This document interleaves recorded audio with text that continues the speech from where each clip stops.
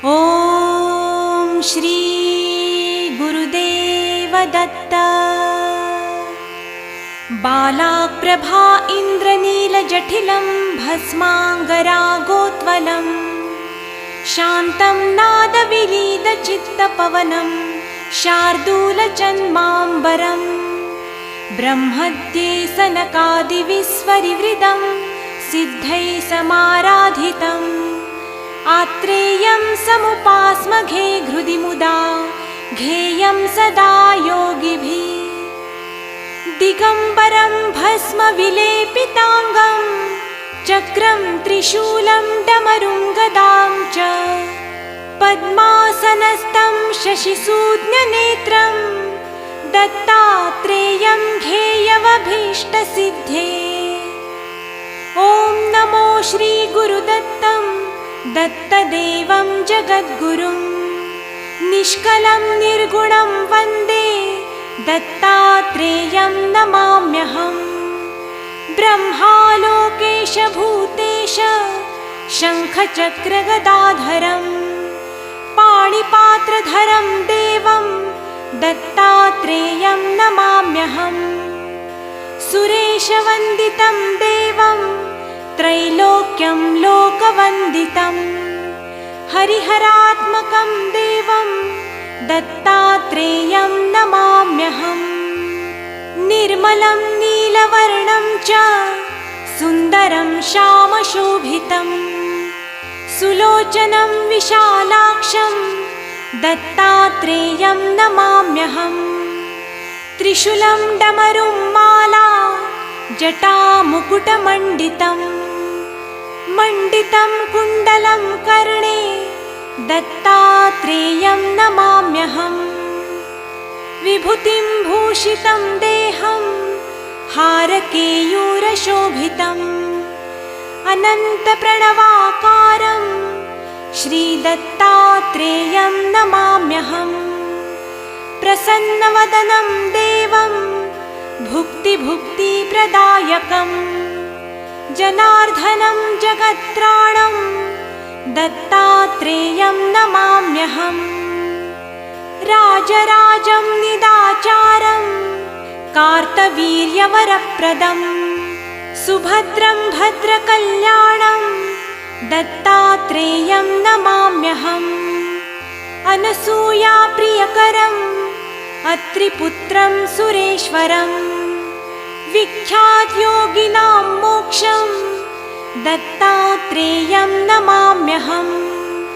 दिगम्बरतनुं श्रेष्ठं ब्रह्मसज्जप्रदे स्थितं हंसङ्खं सात्मकं नित्यं दत्तात्रेयं नमाम्यहम्।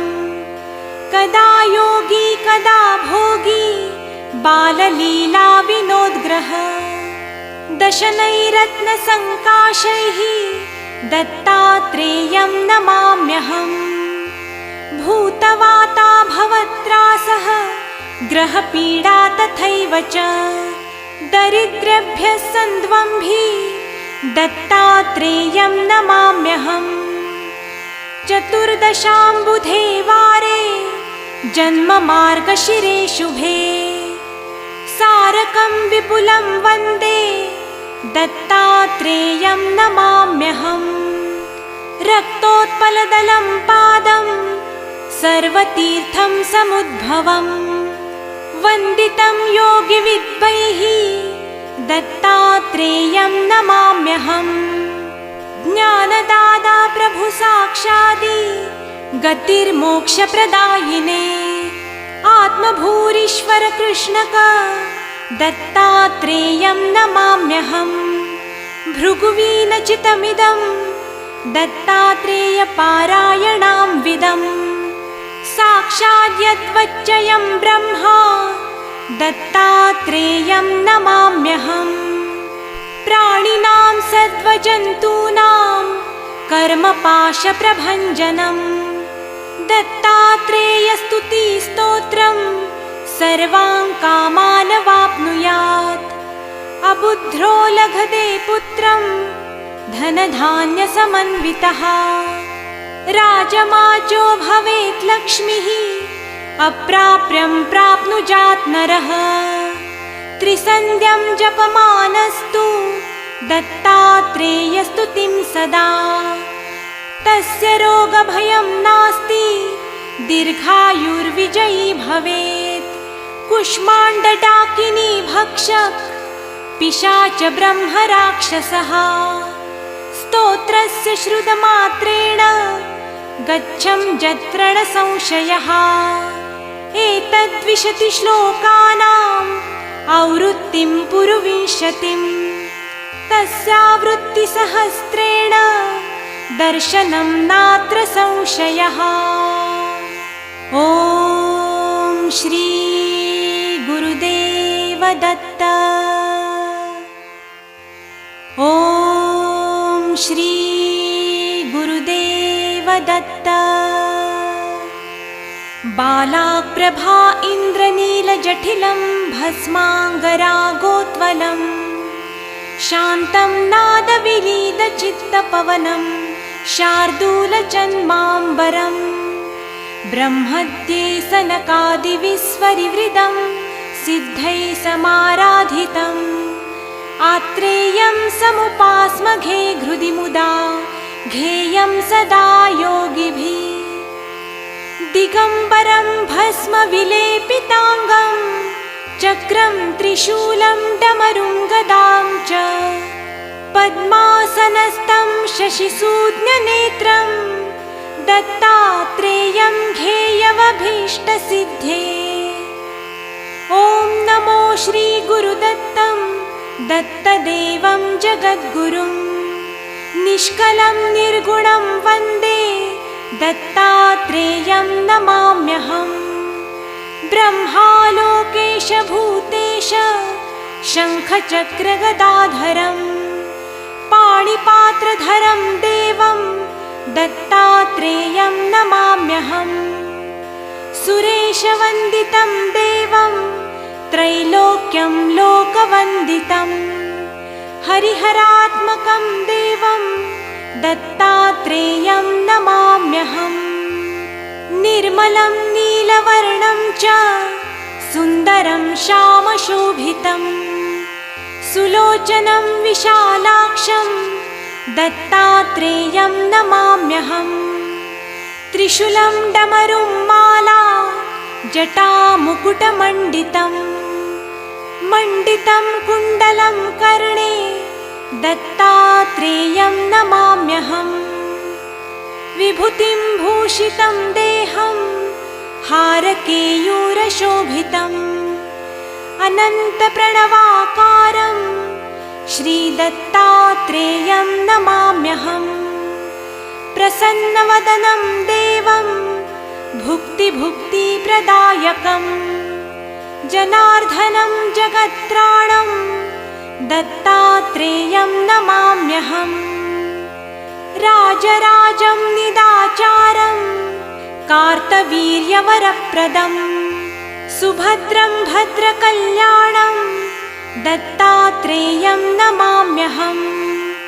अनसूयाप्रियकरं अत्रिपुत्रं सुरेश्वरं विख्यातयोगिनां मोक्षं दत्तात्रेयं नमाम्यहम्। दिगम्बरतनुं श्रेष्ठं ब्रह्मसज्जप्रदे स्थितं हंसङ्खं सात्मकं नित्यं दत्तात्रेयं नमाम्यहम्। कदा योगी कदा भोगी बाललीला विनोद्ग्रह दशनैरत्नसङ्काशैः दत्तात्रेयं नमाम्यहम्। भूतवाता भवत्रासः ग्रहपीडा तथैव च दरिद्रेभ्यः सन्द्वंभिः दत्तात्रेयं नमाम्यहम्। चतुर्दशाम्बुधे वारे जन्ममार्गशिरे शुभे सारकं विपुलं वन्दे दत्तात्रेयं नमाम्यहम्। रक्तोत्पलदलं पादं सर्वतीर्थं समुद्भवं वन्दितं योगिविद्वैः दत्तात्रेयं नमाम्यहम्।